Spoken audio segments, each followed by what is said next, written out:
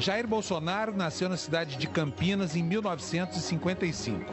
No fim dos anos 70, ele se formou na Academia Militar das Agulhas Negras. No Exército, integrou a Brigada de Paraquedistas e chegou à patente de capitão. Iniciou a carreira política em 1988, quando se elegeu vereador na cidade do Rio de Janeiro.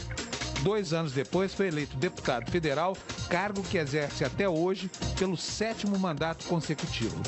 Com passagens por legendas como PDC, PPR, PPB, PTB, PFL e PP, ele está atualmente filiado ao PSC. Para falar sobre suas ideias de Brasil, o deputado Jair Bolsonaro é o convidado de hoje do Canal Livre. Boa noite. O Canal Livre volta à série de entrevistas com possíveis candidatos à presidência da República em 2018. E nesta semana, para entrevistar o deputado federal Jair Bolsonaro, estão comigo aqui na bancada os jornalistas Fernando Mitre, Mônica Bergamo, Júlia do Alibe e Sérgio Amaral. Deputado Bolsonaro, boa noite, obrigado por atender nosso convite. Boa noite, obrigado pela oportunidade, espero me sair bem aqui. Então vamos começar. Deputado, o senhor tem feito várias manifestações muito polêmicas ao longo de toda a sua carreira política de que o senhor, se chegasse, tivesse um meio, fecharia o Congresso, porque com esse Congresso não é possível governar. E, recentemente, o senhor escreveu uma carta compromisso, falando o contrário disso, dizendo que respeitará as instituições, as minorias. Eu quero saber qual é o futuro presidente, caso venha ganhar as eleições. É o Bolsonaro de sempre ou o Bolsonaro da carta? O fechamento tem aproximadamente 20 anos, momentos de indignação. Se hoje, por exemplo, caísse uma bomba H dentro do parlamento, pode ter certeza de uma coisa, haveria festa no Brasil. Então, o parlamento, como se encontrava e como se encontra, é lamentável, mas nós temos que governar com ele. Deputado, o presidente Michel Temer disse ontem que o brasileiro flerta com o autoritarismo. Há alguns meses a gente viu um general Mourão falar que precisava da intervenção militar para resolver a questão da corrupção no país. O senhor acha que há um limite para o autoritarismo ou para a intervenção dos militares? Como é que o senhor vê isso? Nós temos que botar um limite para o rumo ao comunismo e combater a corrupção no Brasil. Fernando Henrique Cardoso, governabilidade não é fechar os olhos para a corrupção. No tocante ao general Mourão, o que ele falou é o seguinte, que espera do judiciário decisões para que não se agrave a situação política nacional. Porque se nós chegarmos ao caos, naturalmente as Forças Armadas vão intervir. Agora, o senhor não acha que a solução, deputado, a solução é sempre democrática? A história já não ensinou isso. Quer dizer, o senhor é candidato, nós temos uma eleição aí, e o senhor ainda considera... Eu falei em caos, assim como se usa as Forças Armadas em GLO, garantia da lei e da ordem. Ninguém está pregando intervenção militar. Eu nunca preguei isso, nunca falei uma palavra favorável a isso daí. Agora, se chegar num caos, as Forças Armadas vão ter que interferir pela manutenção da lei e da ordem. Dentro da Constituição. Lógico, pela manutenção só para ficar claro isso aí. Agora, deputado, o senhor nessa mesma ocasião, o senhor falou que não acreditava no voto, que o Brasil só teria jeito se partisse por uma revolução, uma guerra civil, aliás, matando inclusive, fazendo o que o regime não conseguiu fazer, matando 30 mil pessoas, ainda que morressem inocentes. O senhor agora, o que mudou que o senhor agora passou a acreditar no voto? Se é que o senhor passou a acreditar no voto, o senhor agora... Respondendo pelo final, nesse voto eletrônico não acredito. Tanto é, quando eu vislumbrei a possibilidade de disputar as eleições, aproveitei um projeto, emendei-o e elei. Vale para o ano que vem o voto impresso. É uma forma de você auditar as nossas eleições. O TSE quer dar uma volta nisso daí. Ok? Então, dessa forma de fazer política fica complicado. Você acha que as eleições não são limpas no Brasil? Não, eu não tenho como comprovar que houve fraude, nem você tem como comprovar. O senhor não aceita o sistema? Um de cada vez para a gente poder entender. A questão do eletrônico. Vamos lá. Só isso, deputado. Como é que eu consegui sozinho aprovar o voto impresso? Ninguém queria aprovar. Eu comecei a falar para ele o seguinte, muitos de nós desconfiamos do voto eletrônico para presidente da República. Daí vem essa pergunta que ela fez aqui. Mas você foi eleito? Que eu tenho falado o seguinte, o que poderá acontecer? Poderá acontecer em 2018. Quem aparelhou o TSE, e quase todas as instituições estão aparelhadas, poderá inserir em muitas sessões eleitorais um voto para que ele respeite o partido, que falei claramente o PT. Então, eles poderiam, na maioria das sessões, ter 770, 40 votos fraudados. E aí nós poderíamos ter uma grande bancada de petistas na Câmara vindo desse voto fraudado. E daí você não pode fazer mais nada para tentar mudar aquela forma que aquelas pessoas foram eleitas. Mas a senhora acredita no voto hoje por quê? Acredito no voto, sim. O que mudou? Não, mas já que o Brasil não mudou tanto. O voto eletrônico. Não, o senhor disse naquela ocasião, o voto não resolve os problemas do Brasil, tem que ser uma guerra civil. Quanto tempo faz isso aí? Não, eu quero saber o que mudou. Quanto tempo isso aí? Há 20 anos mais ou menos, mas 20 anos mais ou menos. Eu cheguei em Brasília em 91. O Figueiredo tinha acabado de deixar o governo. Tinha um montão de anistiado lá dentro. Eu era o alvo preferido deles. E teve muita canelada naquelas oportunidades. Muitas caneladas mesmo. Até falei, isso que dá torturar e não matar. Muita coisa eu falei. Que hoje o senhor não repetiria? Não, não me arrependo de nada. Nós evoluímos, nós aperfeiçoamos, tá certo? E nós buscamos o consenso. É isso que eu faço, venho fazendo ao longo do meu tempo da vida parlamentar. Agora, por falar em evolução, o senhor tem mudado também na área da economia. O senhor está agora dialogando com o mercado, está se aproximando. Tá. O senhor está defendendo aí alguns princípios liberais que parecem novidade na sua vida, na sua carreira. O senhor está mudando assim também? O senhor está se preparando para ser um candidato diferente do Jair Bolsonaro conhecido? Não, na essência, não. Eu sou diferente de todos os pré-candidatos que estão aí. Eu não tenho nem partido ainda. E segundo algumas pesquisas, como o Paraná Pesquisa, eu estou com 21%.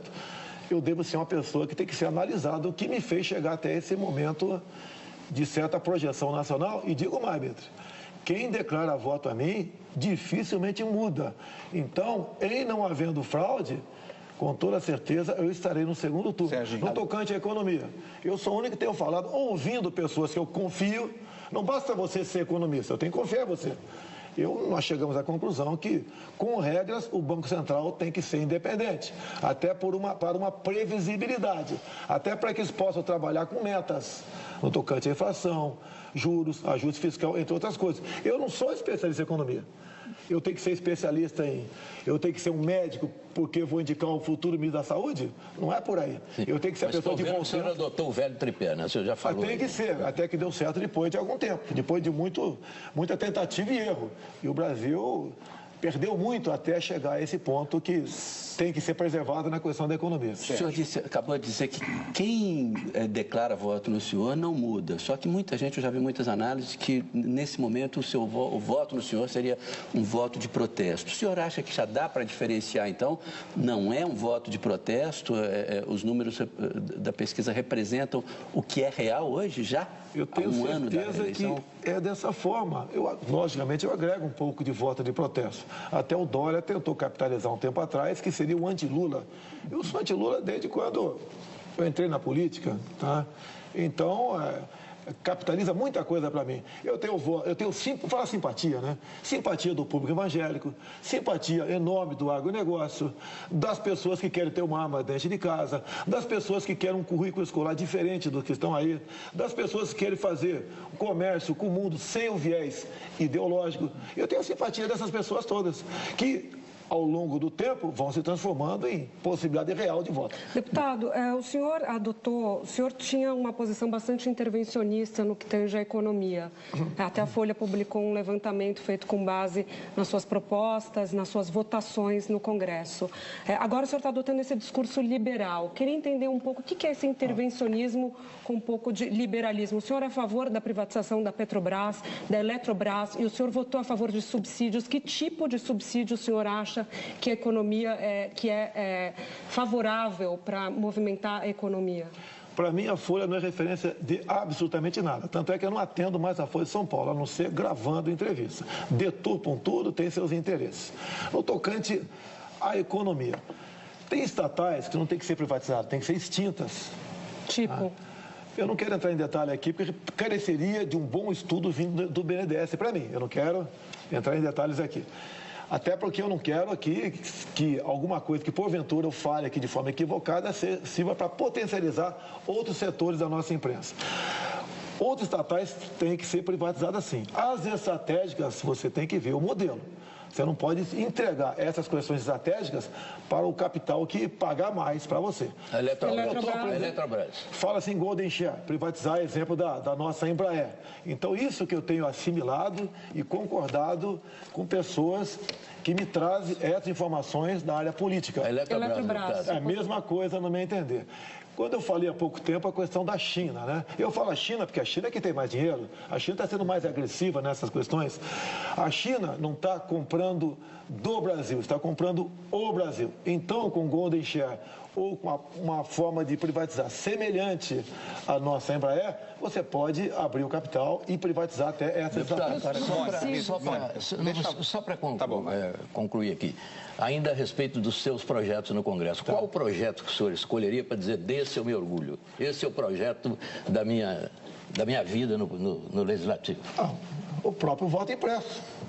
Aqui nós damos uma garantia à população que as eleições estão sendo conduzidas de forma justa, onde você vai garantir em quem você votar, o voto vai para aquela pessoa. Agora, você sabe a dificuldade de apresentar um projeto de aprovar um projeto em Brasília. Ainda mais eu. Eu tenho um projeto, por exemplo, que fala da castração química para defender as mulheres, e as mulheres da esquerda, do PT, não deixam o projeto ir para frente porque é meu. Então, eu não sou o Jair Bolsonaro, eu sou o capitão Jair Bolsonaro, que sou um fantasma para a esquerda brasileira ainda, que está dentro do parlamento brasileiro. Não, lembrando que não são só as mulheres do PT, né? Tem de outros partidos também, mas o senhor tem tentado se aproximar do mercado, conversado com bancos, com empresas de investimentos. A reforma da Previdência é uma reforma considerada a menina dos olhos do mercado, uma reforma radical que é o mercado, né?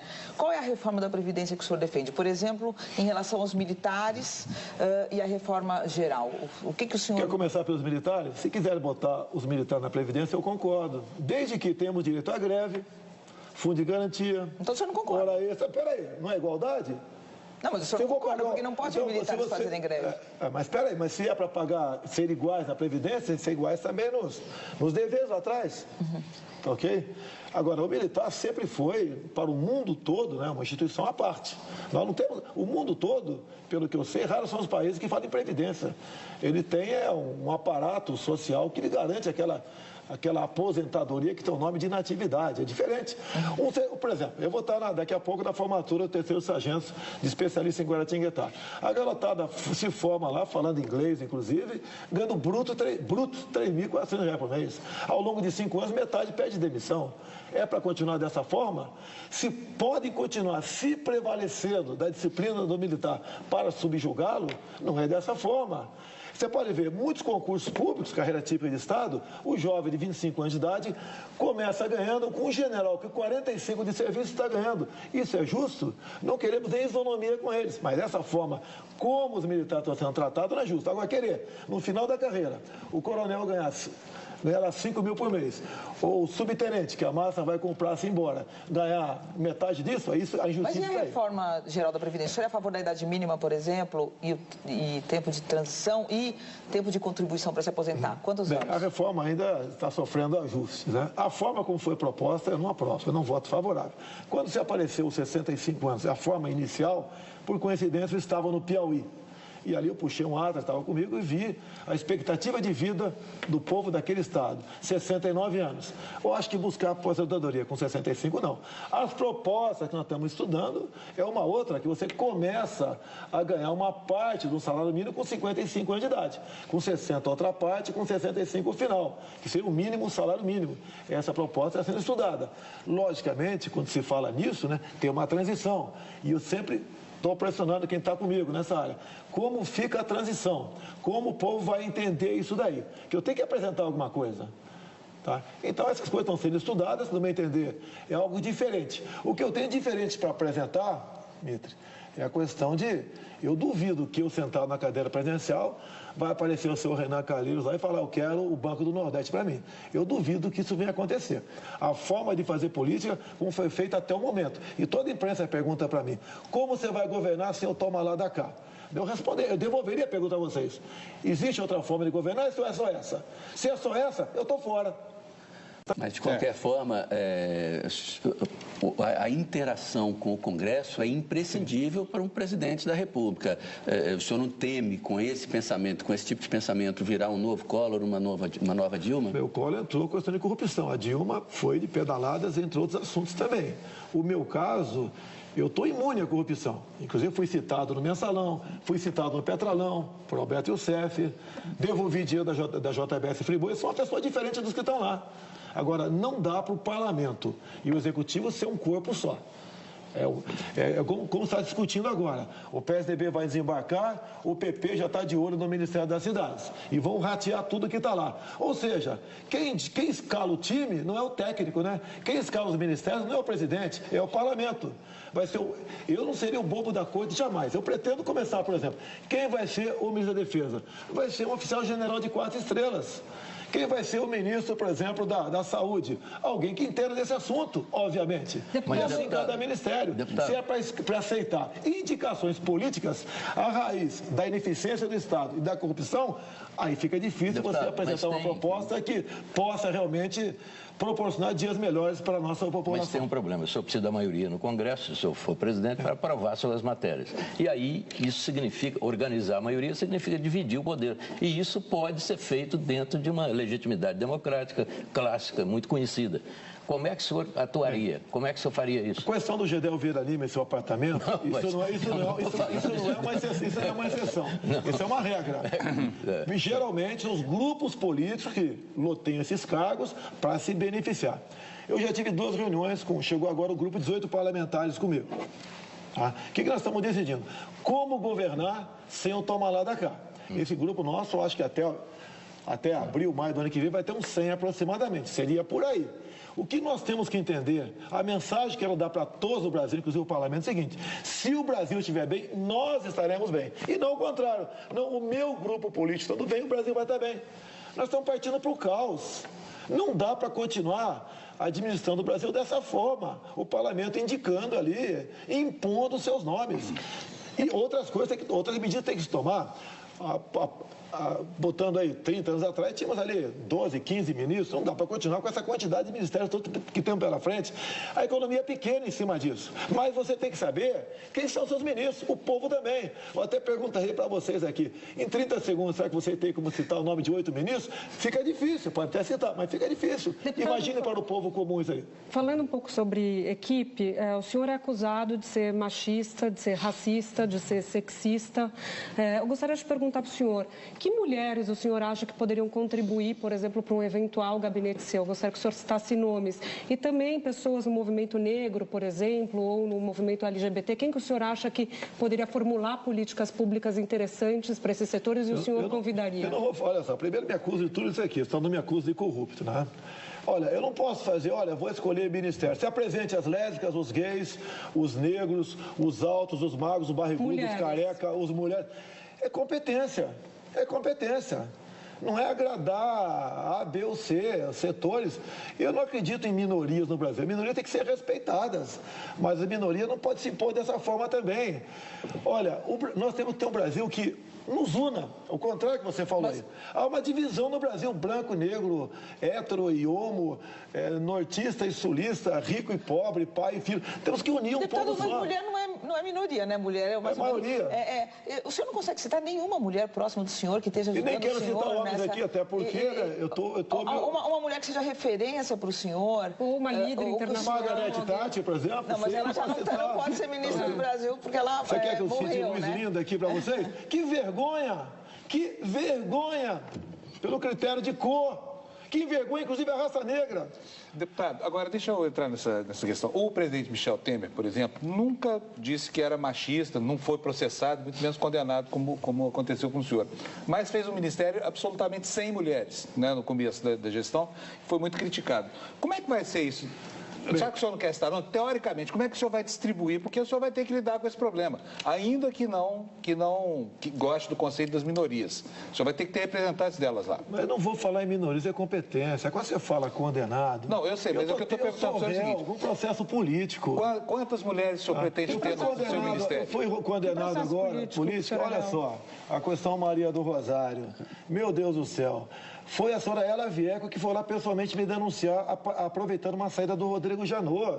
Pelo amor de Deus, ela me chama de estuprador. Estava defendendo a redução da maioridade para estupradores. E eu sou réu nisso. Pelo amor de Deus. Eu agora, uma declaração que dei em 2011, que não participaria de uma marcha do orgulho gay por acreditar em Deus e na família, me dão 150 mil de danos morais. Cadê o artigo 53 da Constituição? A minha imunidade por palavras, opiniões. Eu não posso dar opinião mais sobre isso? De todo jeito, na cara que é uma perseguição política. De todo jeito, há três ou quatro eleições passadas, o ex-ministro Ciro Gomes foi alijado da disputa quando fez uma piadinha, perguntado qual seria o papel da mulher dele, e ele respondeu que seria dormir com o candidato e tudo. Essa questão da deputada Maria do Rosário, o senhor não teme que isso venha a ser usado na campanha? É uma declaração que o senhor se arrepende, uma frase que o senhor se arrepende dela? Negativo, eu estava defendendo as mulheres de estupro no Brasil, o caso Champinha, que por 5 dias uma menina foi estuprada por 5 marginais em rodízio, depois foi executada, ela perde os argumentos, me chama de estuprador. Isso chama-se ato reverso. Para mim, até, caso me arrependesse, seria arrependimento eficaz, para mim não valeria isso. Eu sou uma pessoa diferente. E agora jogo pesado. Você pode ver, votamos há 1 ano e pouco uma PEC para reduzir a maioridade penal para os criminosos que praticam estupro. A Maria do Rosário votou contra. Ela defende que estuprador, 16, 17 anos, seja punido à luz do ECA. Quem sabe que não pune ninguém. Deputado, o senhor disse que precisamos unir o Brasil e atualmente está tudo separado. Mas algumas atitudes do senhor não unem. Eu acho que até separa.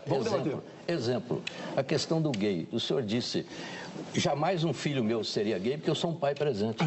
Quando o senhor fala uma frase dessa, que consideração o senhor está tendo pelos gays do Brasil? Quer dizer, é crime ser gay? É problema de educação? O que é isso? Quando é que eu apareci para o mundo gay? Novembro de 2010, andando pelo corredor das comissões e vi lá o movimento lá dentro, atípico, anormal, dada a vestimenta do pessoal. O que era aquilo? Estavam lançando o tal do kit gay. Ouvi e tenho filmado comigo o senhor André Lázaro, secretário de alfabetização do MEC. Estava lançando lá, inclusive, o filme Beijo Lésbico. Disse ele, passamos 3 meses discutindo até onde a língua de uma menina entraria na boca de outra menina para fazermos um filme Beijo Lésbico para combater a homofobia. Tu acha que algum pai quer que a sua filha ou seu filho de 6 anos de idade assista isso na escola? Mas o senhor não respondeu a minha pergunta. Joguei pesado. A minha pergunta isso é chumbo trocado. Eu tenho certeza, né, que em grande parte... Olha só, eu não quero discutir o fundamento, como é que o elemento tem esse costume ou nasceu assim. Isso não interessa para mim. Eu quero que todos, inclusive os gays, sejam felizes, mas esse tipo de comportamento não seja ensinado nas escolas. Que iria, inclusive, para o filho dos pobres, que aquilo começaria com escolas públicas. Eu sim estou defendendo os pobres e seus filhos, porque olha só, o patrimônio do pobre, coitado, são seus filhos. Ele quer ter o filho jogando futebol, não quer brincando de boneca por influência da escola. Agora, sou rotulado de homofóbico por causa disso, e teve chumbo trocado. Hoje eu não falaria. É isso que eu ia perguntar. Hoje eu não falaria, sem problema nenhum. O senhor revê essa frase? Até quando eu falei no passado, isso que dá torturar e não matar, já falei isso no passado. Por quê? Numa comissão, estava lá aqueles pseudo-anistiados, aquele pessoal que treinava em Cuba, na Coreia, e com o dinheiro da União Soviética, queria impor a ditadura do proletariado no nosso Brasil, e eu sozinho, dado o momento do debate, falei isso. Mas o senhor falou claramente, eu sou a favor da tortura. Isso, o senhor falou em 1999 sobre Chico Lopes. Eu falei... O ex-presidente do Banco Central. O que eu falei é o seguinte, eu dei um exemplo. Imagine um filho de vocês sequestrado. E você, naquela época, né, não tinha celular, era orelhão. Daí pega o malandro no orelhão, negociando o resgate. Você leva ele para um canto. Você tem que usar de energia com ele para dizer onde é o cativeiro. E não apenas, né, levar para o lado que aí tem direito a advogado, ficar quieto, e a criança morre no cativeiro. Então o senhor é a favor da tortura? E se necessário for, avance a questão da energia. E a tortura, qual limita a tortura para um tratamento enérgico? Não tem. Então, tortura você botar no pau de arara e torturar o cara. Você tem que ter medidas enérgicas, que alguns consideram como tortura, para desvendar e fazer com que aquele garoto que está em cativeiro seja posto em liberdade. É bom explicar o que são medidas enérgicas. Que tipo de medidas enérgicas na prática? O que significa? Olha, você pega a legislação americana, tá ok? É por aí. Não, vamos para o brasileiro. O que fazia... Pergunte para o pai de uma criança ou mãe sequestrado o que ele gostaria que fizesse com aquele sequestrador para dizer um tal cativeiro. Não, mas o senhor... Isso daí você candidato à presidência. O que o senhor... Talvez, nem pré-candidato eu sou, porque eu não tenho nem partido ainda. Mas o senhor então, que é um parlamentar importante. Este assunto, você tem que desvendar esse crime. Agora, a maior tortura que aquele moleque está sofrendo em cativeiro, não existe. Pense na tortura do moleque e dos pais. Claro. E depois pense nos direitos humanos do sequestrador. Mas o pai não está preparado para discutir políticas públicas. O homem público... O pai quer o filho de volta. Sim, mas o senhor como homem público, o senhor então é a favor da tortura? Olha, tortura... Usou-se muito o termo tortura no Brasil. O senhor usou? Eu sou a favor da tortura. Já usei, sim, já usei, não vou negar isso daí. Dilma foi torturada, é brincadeira. Aquela foto dela no STM, né, onde tem um major com a mão na cara é para não ser identificado, para que grupos aqui fora terroristas fossem para cima dele ou da família dele. Coisa errada aconteceu, ninguém discute isso aqui. Mas, como um todo, nós, militares, evitamos que o Brasil se transformasse num país ditatorial. Mas a gente está falando hoje, então o senhor acha que a tortura é justificável? Eu acho que a medida enérgica tem que ser tomada sim. Deputado. O senhor não quer mais usar a palavra tortura, né? Não está fora do meu currículo. Deputado, o ódio está presente na internet e ele pode ser aguçado. O senhor é um estímulo forte a esse debate enérgico, vamos usar essa expressão. Como é que o senhor vê isso? O senhor teme que o ambiente no Brasil se torne conturbado através dessa luta de ódio? Porque o ódio está aí já. Como é que o senhor vê isso? Como é que o senhor vê isso? A Venezuela, se não me engano, acabou de criminalizar, a questão chama-se crime de ódio lá. Ou seja, o governo central faz o que bem entender. Não tem dúvida, mas aqui no Brasil, nós estamos partindo para isso. Eu não prego ódio, eu sou paz e amor. Não estou dizendo o que o senhor prega ou não prega. Como é que o senhor vê? O senhor é um estímulo, não tem nenhuma dúvida. Como é que o senhor vê isso crescendo na internet? Ninguém mais do que eu sofre isso na internet. Eu sou vítima na internet. E eu defendo a imprensa livre.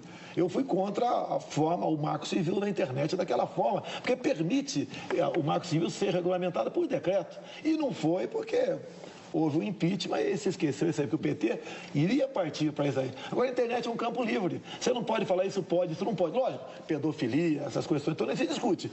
Agora, no tocante a ataques até pessoais, não dou bola para isso. Recentemente, deputado, o senhor fez uma referência a imigrantes sírios, inclusive. Não é porque eu sou descendente de sírio, não. Mas aquilo me pareceu um pouco excessivo. O que o senhor quer dizer com pessoas, a escória que chega nos países? Eu falei que a escória do mundo não poderia vir para cá. Não é os sírios, tá? Nós temos então, escória no Brasil. Vamos explicar isso. Nós temos escória no Brasil. Ou não temos? Claro, mas vamos explicar essa questão dos imigrantes sírios. Qualquer imigrante tem que ter regra para entrar aqui. Com a nova lei da migração, o Brasil passou a ser um país sem fronteira. Eu fui lá no Roraima, vi a questão da migração dos venezuelanos. Pergunte para os nossos irmãos de Roraima o que eles acham que está acontecendo lá. Se o governo tinha tomado alguma providência, talvez criar um campo de refugiado, fazer alguma coisa. Porque lá chegou a violência. Chegou, as escolas públicas estão todas ocupadas por filhos venezuelanos, os hospitais todos ocupados, prostituição de meninas, até senhoras, à luz do dia. Nós não podemos deixar que isso aconteça no nosso Brasil. Tínhamos o problema também, o pessoal do Haiti que entrava pelo Acre, e o governo do PT mandava para São Paulo. A tua casa entra quem você quiser. A nossa casa chama-se Brasil, é o que nós desejamos ou queremos que entre. Não pode ser um país de fronteira aberta. Não pessoalmente, Síria, nada disso. Até tocante a Palestina, poderia até ser contra, que a Palestina está do lado de Israel, eu defendo o Estado de Israel, mas o Palestina é uma coisa, Hamas e Fatah é outra. Temos que evitar que essa entrada indiscriminada aconteça em nosso Brasil. Deputado, falando um pouquinho do Bolsonaro de ontem e o Bolsonaro de hoje, o senhor chegou a falar no passado que sonega tudo o que for possível. Eu queria entender um pouco o que o senhor sonegava à época, ou se isso é mais uma brincadeira do senhor. O senhor ainda sonega e qual a reforma tributária, falando nessa questão de arrecadação, qual a reforma tributária que o senhor acha que é necessária para o país hoje? Eu sonego ICMS, IPI, IPVA. Olha só, há uma indignação popular. Você paga primeiro, imposto escorchante aqui no Brasil. Como é que é, Celso? Eu estou fazendo afirmação que pode ser complicado. Você não tem como sonegar. Não tem como sonegar isso. Se puder, o povo, se puder, sonega. Se você paga um imposto escorchante, se quiser saúde, tem que ter um plano de saúde. Quer segurança, tem que contratá-los. Tá? Se você quer educação, a mesma coisa. É uma indignação. O senhor negava? Conta pra gente. Mas eu não sou negava nada, eu nunca sou negava nada. O senhor negava. O senhor negava tudo que podia, não negava nada. Força de expressão. Ou seja, o senhor fala uma coisa, falou, a gente tem que esquecer. Não, força de expressão. Tudo era força de expressão. Assim como falei, fuzilar FHC, como é que eu fuzilei FHC? Sim, mas tudo força era de expressão. Tudo era força de expressão, então. Tudo que o senhor falou. Força de expressão, mais um caso. E o senhor agora está mais cuidadoso com a força de expressão. Nós amadurecemos. Nós temos que mostrar à população que o dinheiro arrecadado é bem aplicado. Mas eu queria fazer uma pergunta, viu, a última, né, do bloco, pelo que eu estou vendo, a respeito da segurança. O senhor tem batido nessa tecla, o senhor é um símbolo dessa segurança com energia, como o senhor sempre diz. Mas, além da repressão, eu não vi nenhuma ideia do senhor ainda. O que o senhor propõe para enfrentar e derrotar o crime organizado de maneira racional e organizada? Coisa que o Estado brasileiro não faz, nós estamos perdendo essa guerra. Mas, além da repressão... Nós vamos responder essa pergunta pela complexidade dela no próximo bloco, tá bom? Então nós vamos para um pequeno intervalo comercial, voltamos já para continuar aqui a entrevista com o deputado Jair Bolsonaro. Até já.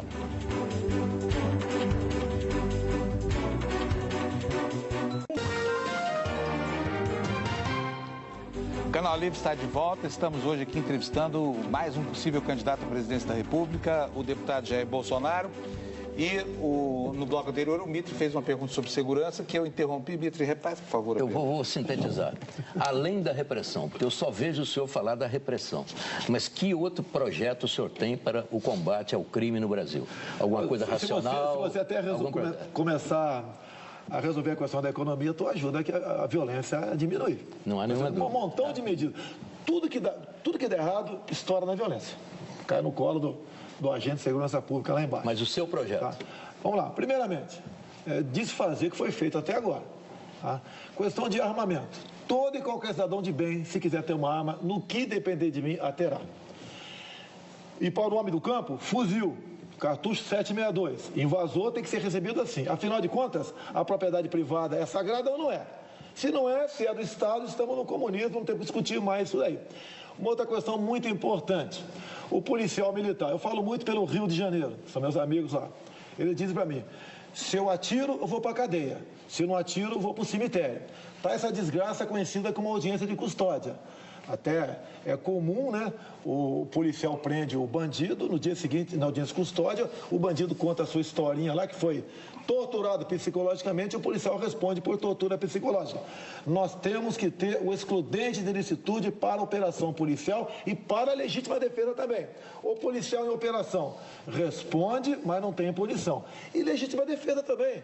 Olha o caso da Ana Hickman, o cunhado dela. Está em tribunal de júri lá em Minas Gerais. Reagiu a uma invasão do quarto de hotel, o marginal deu 2 tiros numa mulher, ele conseguiu tomar arma, deu 2 tiros na cabeça do cara, vai responder por excesso. Mas, deputado, mas o senhor não tem ideia a respeito, por exemplo, da comunicação entre as polícias? Tudo bem, dos estados se unindo, uma política nacional em consonância com políticas estaduais? Estou perguntando por políticas. Tá. Esse tipo de repressão o senhor tem falado muito. Não, tenho falado, isso diminui a violência e muito. A partir do momento que o bandido suspeite que vai encontrar uma reação dentro da tua casa, não vai invadir a tua casa. Deputado, agora deixa eu colocar um problema aqui para o senhor. Ele não respondeu a parte do projeto que ele teria para... Os outros não têm projeto nenhum. O projeto dos outros é direitos humanos, é desarmamento, é desarmar a população. Como se a população de bem que estivesse armando a bandidagem, não é por aí. Deputado, mas agora... fala em fronteira. Lógico que dá uma força na fronteira, mas são 17 mil quilômetros. Quer ver uma coisa? Rio de Janeiro, já tive 2 reuniões que eu participei, não como o autor, né, mas coadjuvante, o pessoal do transporte de carga no Brasil. No espaço de 40 quilômetros da Avenida Brasil e Dutra, em média são assaltados 27 caminhões de carga por dia. Como resolver esse assunto? Sem o excludente de ilicitude? Sem o policial poder agir, atirar e se matar outra. E a polícia? E a banda podre da polícia? E as relações espúrias da polícia com os bandidos? Como foi denunciado pelo ministro da Justiça recentemente? Mas não fala o nome, né? Um homem como ele não fala nome. Não é apenas jogar todo mundo no mesmo caldeirão. Mas como é que o senhor vê isso? Eu vejo, lógico, a banda podre com maus olhos. Isso parte das corregedorias, da política do Estado. E ela é uma presença forte lá. O que sempre aconteceu? Eu tive no Espírito Santo agora, na semana. O que aconteceu há pouco tempo lá no estado especial Vitória? A polícia ficou dentro dos quartéis. Olha como cresceu a violência e de forma assustadora. Agora, o que acontece? Há anos, o governo do estado simplesmente ignorava a sua tropa. Ou seja, muitos governadores se prevalecem da disciplina do militar para subjugá-lo. Os governadores têm sua participação nisso também. No Rio de Janeiro, problema até de pagamento. Um soldado ganha 2.500 por mês. É injusto. Não quero que pague 10, mas tem que pagar 2.500. Não é injusto isso aí. Isso colabora com a violência. Deputado, agora um problema aqui para o senhor. O senhor prega que precisa haver mais repressão, né? Portanto, mais enfrentamento direto do crime. Só que o Brasil hoje tem 60 mil mortos por ano, metade mortos pela polícia. A polícia de São Paulo nunca matou tanto e os índices de criminalidade vão subindo exponencialmente. Então eu queria saber do senhor se não há um paradoxo aí. Por exemplo, não seria melhor, ao invés do enfrentamento e do uso da violência, de atenuantes para exorbitância na ação policial, usar a inteligência ao invés da força? Olha, você fala em a polícia matou tanto, né? Você quer que a polícia não atire? Não, mas alguém são bota 30 mil alguém mortos, bota o fuzil no peito. Isso é muito em qualquer país alguém do mundo. bota o fuzil no peito do soldado, uma pistola no seu couro. É para usar. Mas o senhor não acha que isso é sinal de que a violência não produz resultado no combate à violência, deputado? Do tocante aos 60 mil mortos, tem que ter uma linha de corte. Quantos bandidos e quantos inocentes morreram? Se morreram 40 mil bandidos, tem que passar por 80 mil. Não tem outro caminho. Não dá para combater a violência com política de paz e amor. Isso é impossível. Nós, Paluso, você não é diferente de mim, nós só temos uma vida. Estou vendo que você tem uma aliança no dedo. Talvez você tenha filhos, eu tenho. Qual a nossa grande preocupação? Não é nem conosco, não é? É com nossos filhos. Como combater isso daí? Não é essa política de direitos humanos, de abraçar a Lagoa Rodrigo de Freitas, soltar pombinho em Copacabana, de audiência de custódia, de política de desencarceramento, de achar que todo preso é uma vítima da sociedade. Ele é responsável. Não é que ele tem que pagar seu crime. O objetivo da cadeia é tirar o marginal da sociedade, que não continue estuprando, sequestrando, roubando, praticando latrocínio. E é que eu sempre digo, se dentro da cadeia é tão ruim, é só não fazer M, que tu não vai para lá. E ponto final. O ser humano só respeita o que ele teme. Se temos uma legislação frouxa, temos um judiciário que é complacente com a bandidagem, cada vez você comete mais crime. Olha esse marginal que sequestrou, bem conduzido pelo senador Magno Malta, essa questão lá, apesar de não ser fazer parte da polícia, mas colaborou com a polícia e chegou-se no cara que sequestrou, estuprou e matou a menina de 5, 6 anos de idade. Ele tinha 22 passagens pela polícia. Eu tenho proposta semelhante a algumas leis americanas, né? Cada estado faz a sua lei. Gostaria eu que cada estado fizesse o Código Penal, que também gostaria muito. Lá, por exemplo, tem estado, lei dos 3 crimes. Você furtou uma coisa hoje, roubou um caminhão amanhã e deu um tiro e não acertou em alguém lá na frente. 25 anos de cadeia sem progressão. Eu tenho um projeto para passar para 10 anos. Acaba até com aquela historinha de um elemento ser preso, né? E ficar na dúvida e cumprir uma pena só por ser pobre. Nós temos que aprofundar isso daí. Nós temos que mostrar para o marginal o seguinte: olha, se você fizer besteira, você vai pagar uma pena alta. Você vai ver seu time de futebol ser campeão, né?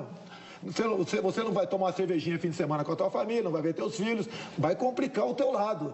Nós temos que transformar realmente o ato em si, que ele venha a ter pavor desse ato, porque ele vai pagar uma pena e um crime muito... O CNJ, deputado, ele tem estatísticas que apontam que da população carcerária, a imensa maioria está ligada a tráfico de drogas e a questão de tráfico de armas também.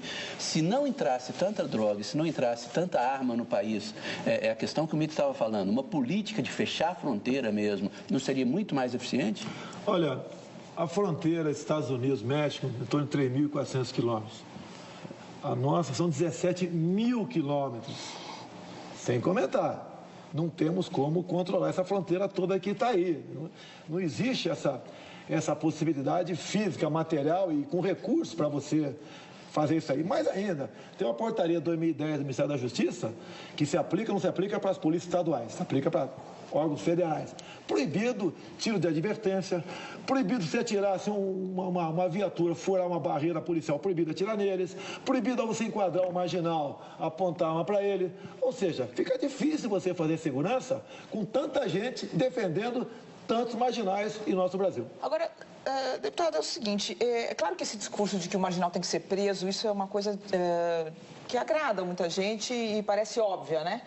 Mas, se a gente pegar concretamente, do ponto de vista da eficácia de políticas públicas, o encarceramento aumentou muito no Brasil, se não me engano, quadruplicou, e a violência não diminuiu. O senhor acha que é eficaz essa política? Eu não estou falando do ponto de vista do pai que tem o seu filho que sofreu. O senhor me perguntar se você for assaltado agora, você não reage? Óbvio que eu reajo. Eu estou falando da eficácia de uma política pública. Por exemplo, o ministro Gilmar Mendes, quando era presidente do CNJ, ele viajou o Brasil inteiro e soltou pessoas que, através de mutirões carcerários, soltou pessoas que já tinham cumprido sua pena há muitos anos e continuavam encarceradas por falta de advogado e continuavam lá, obviamente, se ligando a organizações criminosas. É eficaz essa política de desencarceramento diante dos números concretos? Então vamos desencarcerar. Tem um projeto no Senado agora, ridículo projeto, tá? Já aprovou, está chegando no plenário.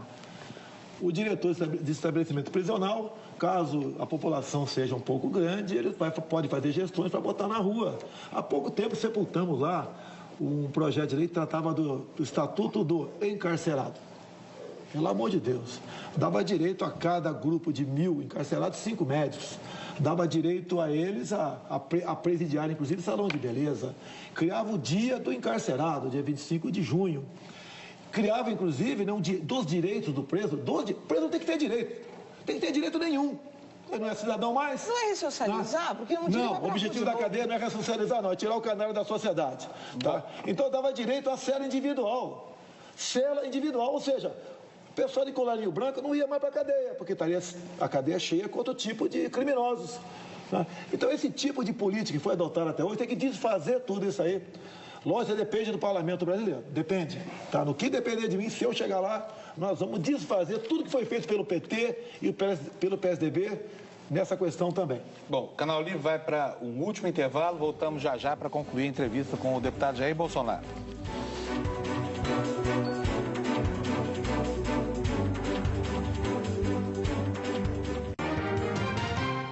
Estamos de volta com o Canal Livre, conosco aqui hoje o deputado Jair Bolsonaro. E, Júlia, por favor, você quer abrir o bloco?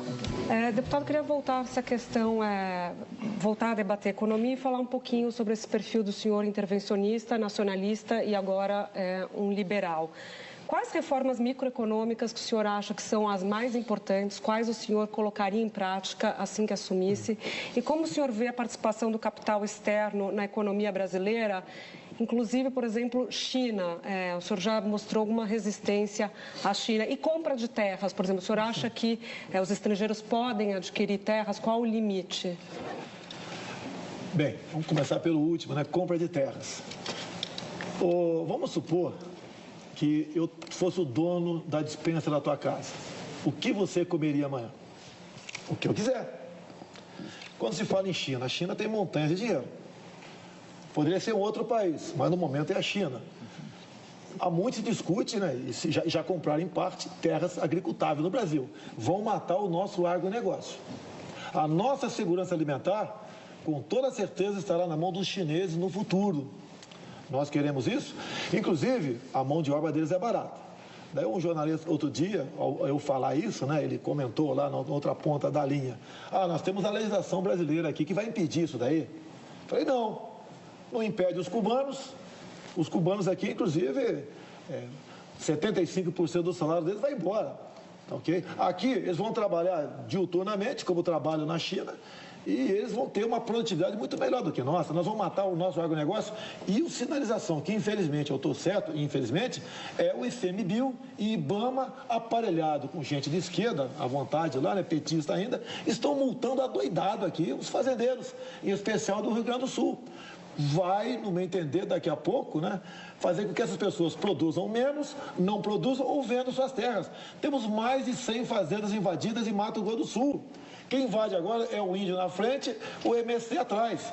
Tenho fotos para mostrar para vocês, estações de torre de transmissão de energia elétrica no sul do Pará, com 200 pneus embaixo deles. O MST pronto para tocar fogo, derreter a torre, interromper a energia. Mas, deputado, voltando à questão da Júlia, que é o seguinte, as medidas microeconômicas. Eu vou fazer uma pergunta que sintetiza. Desburocratizar. Você leva 90 dias para abrir empresa no Brasil, isso não pode acontecer. Não, mas eu vou fazer uma pergunta que sintetiza isso. Como combater o déficit fiscal estrutural?